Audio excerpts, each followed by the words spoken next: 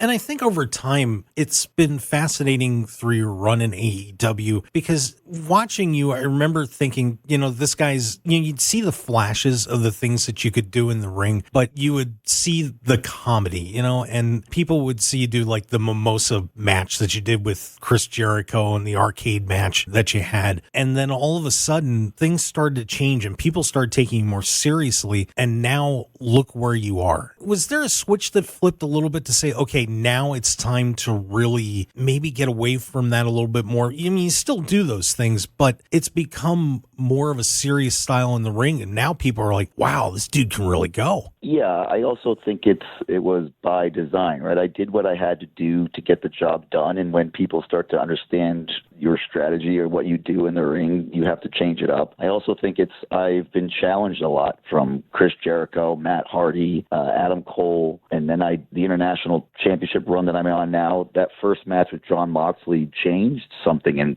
within me. He brought it out of me. It's the things that I need to do to continue to be successful. I don't know if I were in another place or in another company that I would be able to go through that transformation. I think people have this idea about someone like me as a comedy wrestler that, and I hate the word comedy wrestler but they say that, and then that's the one note joke I do for however long I could do that one note until you get sick of me and then I leave. And I'm very grateful that I have a company like AEW and Tony Khan that saw that, like, no, we can show a wide variety of who Orange Cassidy is. And I feel it's important. I treat professional wrestling very seriously, and I consider it an art form. And I do think that when you look at something or you see something that's art, you should feel all emotions, sadness, happiness.